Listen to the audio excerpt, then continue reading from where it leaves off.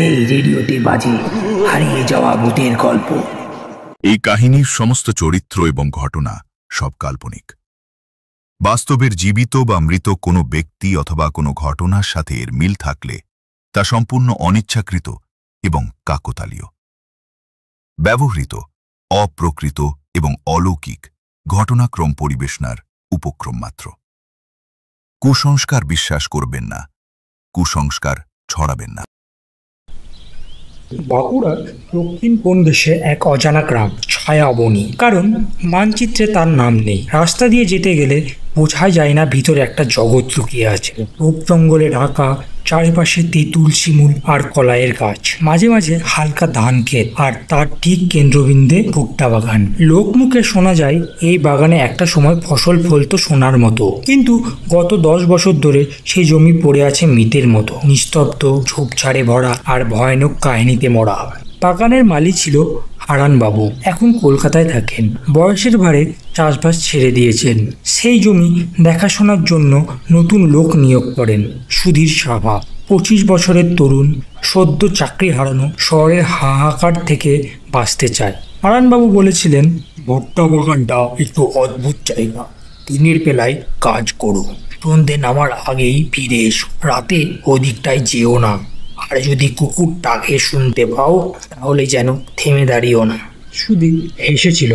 ভূতের গল্প? আমায় কেউ সব বলে কিছু হবে না হারান্দা, আমি বাস্তবের লোক। সুধীরের প্রথম দিনটা কেটে গেল বেশ। বাগান অনেক দিনের অবহেলায় জঙ্গল হয়ে গেছে, কিন্তু মাটি নরম, ফসল ফলানোর উপযোগী। তার মাথায় ছিল পরিকল্পনা, আগামী বছর ভুট্টা ফুলিয়ে সবাইকে তাক লাগিয়ে দেবেন। সে তার থাকার জায়গা করলো বাগান লাগোয়া একটা পুরনো টিনের কুড়ো ঘরে। মেঝেতে খড় বিছানো, এক কোণে হারানবাবুর রেখে যাওয়া পুরনো হ্যারিকেন, চারপাশে কেবল পাখির ডাক আর বাতাসে ভেসে আসা শালপাতার গন্ধ। কিন্তু রাত নামতেই পরিবেশটা বদলে যেতে লাগলো। সন্ধ্যের পর কুকুরের ডাকে গা ছমছম করে উঠল।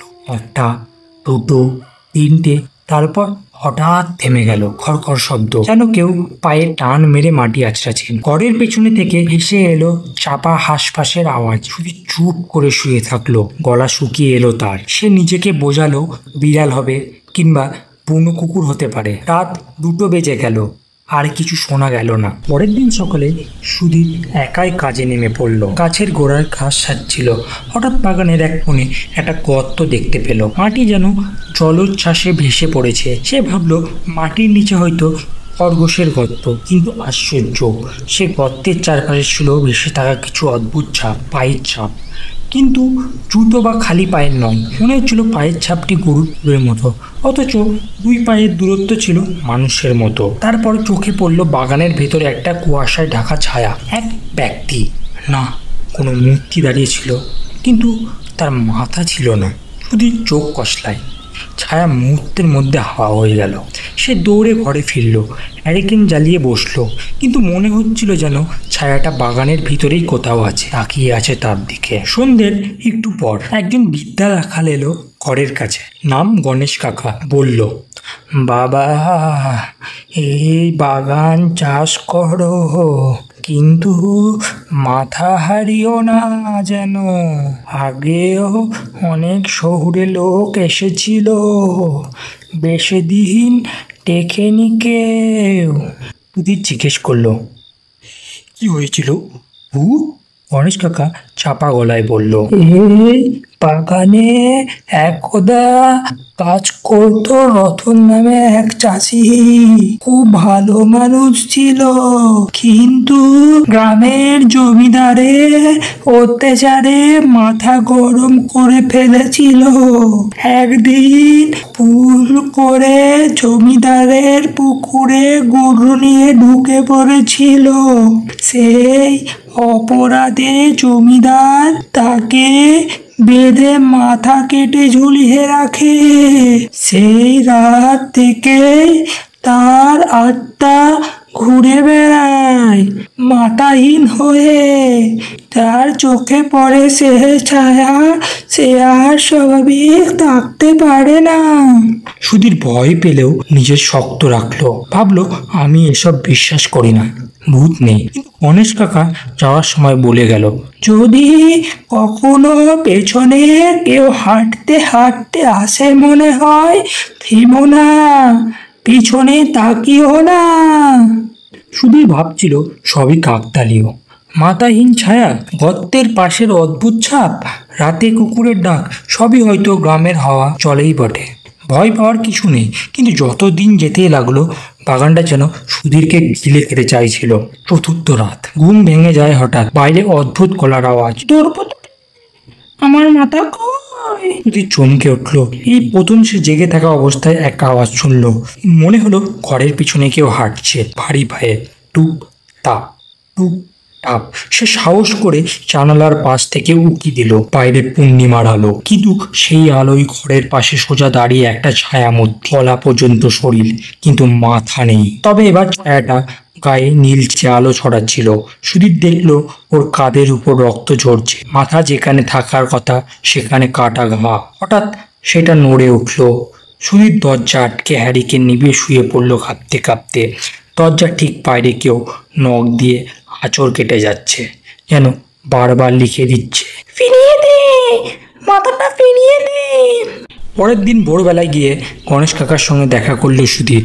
গণেশ কাকা তখন গরু চড়াতে বেরোচ্ছে। সুধীর বলল, আমি কাল রাতে ওকে দেখেছি, মাথাহীন রক্ত ভেজা গলা। গণেশ কাকা থেমে বলল, রতনের মাথা কাটা হয়েছিল জমিদারের বাগানে, কিন্তু শরীরটা চাপা পড়েছিল এ বনে। জমি এখনো জেগে উঠেছে, তার খিদে আছে। সুধীর জিজ্ঞেস করলো, কেউ কি রতনের মাথার হদিশ পেয়েছে কখনো? কাকা মাথা নাড়ালো, না, কিন্তু শোনা যায় বাগানের এক কোণে একটা পুরনো কুয়া আছে, যেটা অনেক আগে পাথর দিয়ে ঢেকে দেওয়া হয়েছিল। রতনের মাথাটা নাকি সেই কুয়োতে ফেলা হয়েছিল। সন্ধ্যে ঠিক আগে সুধীর খোঁজখুঁজি করতে লাগলো বাগানের ভেতর, ঘাস, আগাছা আর ঝোপের ভেতর সে একটা খাদের মতো জায়গা খুঁজে পেল। চারপাশ পাথরে বাঁধানো, উপরটা মাটি আর আগাছায় ঢাকা। মাটি পরিষ্কার করতেই বেরিয়ে এলো গর্তের মুখ। এটা নিঃসন্দেহে কুয়ো, পুরনো, অন্ধকার, আর তার মুখে একটা দাগ খোদাই করা, যা হারিয়েছে তা ফিরিয়ে দাও, হয়তো সে আসবে। সুধীর ভয়ে পিছিয়ে গেল, কিন্তু তখনও শুনতে পেল সেই আওয়াজ একেবারে কানের পাশে, তুই দেখেছিস, এবার তুই আমার মাথা। সে তাকাতে গিয়ে পেছনে এক ধাক্কা খেলো, কেউ যেন পিছন থেকে তাকে কুয়োর দিকে ঠেলে দিল। মাটিতে পড়ে চেতনা হারিয়ে ফেললো সুধীর। চোখ খুলতে সে নিজেকে পেল একটা কুয়োর ভেতরে, আলো আসছে কুয়োর উপর থেকে, কিন্তু আশ্চর্য, সে কুয়োটা যেন সময়ের গর্ভে হারিয়ে যাওয়া একটা অন্য জগৎ। চারিদিকে ছায়া ঘুরছে, গলার আওয়াজ ভাসছে, আমার মাথা ফিরিয়ে দাও। সেই মুহূর্তে সে দেখলো একটা রক্ত মাখা মাথা পড়ে আছে কুয়োর এক কোণে, চোখ দুটো ফাঁকা, কিন্তু মুখে একরাশ যন্ত্রণা। শুধু চিৎকার করে উঠলো। চোখ খুলে দেখলো সে পড়ে আছে কুয়োর মুখে, কেউ একজন তাকে উপরে তুলে ফেলেছে। তাকে চারপাশে কেউ নেই, শুধু কুয়োর ঠিক সামনে একটা ভুট্টার দানা রাখা। মনে হচ্ছিল কেউ যেন জানিয়ে দিল, তুই এখনো বেঁচে আসিস, কিন্তু সময় কম। সুধীর আজ আর আগের মতো সাহসী নেই, তার চোখের নিচে কালি। ঘুমহীন রাত, মাথায় কুয়োর দৃশ্য এখনো ঘুরছে, রক্ত মাখা মাথা, শূন্য চোখ, আর সেই ফিসফাস, আমার মাথা ফিরিয়ে দাও। সে বুঝতে পারছে এটা তার কল্পনা নয়, রতনের আত্মা সত্যি।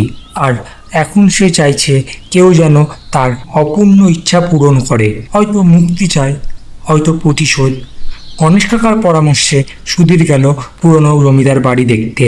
বাগান থেকে প্রায় 8 কিলোমিটার দূরে একটা ধ্বংসপ্রায় দোতলা কাঠের দানালা, মাঝে ভাঙা চাতাল, বৃষ্টিতে ভেজা ছাদ, আর গাছে চুরচুরে শিকড় ঢুকে পড়েছে দেয়ালের ভিতর। এই বাড়ির ছাদ থেকে নাকি রতনের মাথা কেটে ফেলা হয়েছিল। গ্রামের একটা কাহিনী চালু আছে, রতনের মাথা কাটা হয়েছিল চাঁদের রাতে, আর সেই রাতেই জমিদার অসুস্থ হয়ে মৃত্যুর মুখে ঢলে পড়ে। মরার আগে খালি বলতে থাকতো, ওর মাথাটা পুকুরে ফেলে দে, ও ফিরবে না। সুধীর যখন ভিতরে ঢুকলো তখন দুপুর গড়িয়ে বিকেল, ঘর অন্ধকার। হঠাৎ একটা কাঠুরির সামনে থেমে গেল। ভেতরে একটা খাট, পুরনো আয়না আর একটা কাঠের সিন্ধুক খুলতে বেরোলো একটা পুরনো বটি, রক্ত মাখা কাপড় আর একটা চিঠি, জমিদারের চিঠি। চিঠিতে লেখা ছিল, রতন একা ছিল না, ওর মতো আরো 3জন ছিল যারা আমার জমির ভাগ চেয়েছিল, কিন্তু সবাইকে একসঙ্গে শেষ করেছি। কিন্তু রতনের চোখে আমি ভয় পেয়েছিলাম। ওর শরীর ফেলে দিয়েছি বাগানে আর মাথা কুয়োর নিচে, কিন্তু সে এখনো আসে। আমি ঘুমোতে পারি না। ও এসে চুপ করে দাঁড়ায় আমার পাশে, মাথাহীন দেহ। আমি মরতে চাই না। সুধীর চিঠি পড়েই বুঝলো এই জমিদার শুধু রতন নয়, আরো নিরীহ চাষিদের হত্যা করেছিল। এই আত্মা প্রতিশোধ না পেলে শান্তি পাবে না। সেই রাতে অমাবস্যা। সুধীর ঠিক করলো রতনের মাথাটা কুয়ো থেকে তুলে বাগানে ও শরীরের জায়গায় সমাহিত করবে। হ্যারিকেন হাতে কুয়োর কাছে গেল সে, বাঁশের দড়ি বেঁধে নিচে নামলো। কুয়োর নিচে জলের স্তরের উপর এক কোণে পড়ে আছে সেই মাথা, রক্ত শূন্য, কিন্তু চোখ যেন এখনো খুঁজে ফিরছে। শুধু সেটা তুললো সাবধানে। পেছনে আচমকা কুয়োর দেওয়ালে লেখা দেখতে পেল, আমার বিচার কর, আমাকে ফিরিয়ে দে। সে মাথাটা নিয়ে এলো বাগানের ঠিক সেই গর্তে যেটা সে প্রথম দিন দেখেছিল। সেখানে মাথাটিকে পুঁতে দিল, মাটির উপর রাখলো কিছু কাঁচা ভুট্টার দানা আর মাথা নত করে বলল, আমি তোমার বিচার করলাম, এবার শান্তি দাও। মাটি কেঁপে উঠলো। এক মুহূর্তের জন্য চারিপাশ অন্ধকার হয়ে গেল। হাওয়া থেমে গেল, কুকুরের ডাক নেই, পাখির আওয়াজও নেই, নিস্তব্ধতা। তারপর হালকা আলো সুধীর দেখতে পেল ছায়া উঠে এসেছে গর্ত থেকে। মাথা সহ এক চাষি, গায়ে ছেঁড়া ধুতি, হাতে কোদাল, মুখে শান্তির ছাপ। ছায়াটি সুধীরের দিকে তাকিয়ে মাথা নাড়ল, তারপর ধীরে ধীরে মিলিয়ে গেল। সে রাতেই কুকুরের ডাক থেমে যায়। রাত আর ভয় দেখায় না। ভুট্টার বাগান আবার হালকা হাওয়ায় তুলতে থাকে। সুধীর থেকে গেল ছায়াবনীতে। সে বাগান চাষ করত, ফসল ফলাতো। ভুট্টা বাগান আবার হাসতে শিখলো। লোকেরা বলে এখনো গভীর রাতে কারো কারো চোখ পড়ে একজন মাথাওয়ালা চাষি হাল টানছে হাসি মুখে, কিন্তু তার শরীরের রং কেমন যেন হালকা ধোয়ার মতো সাদা।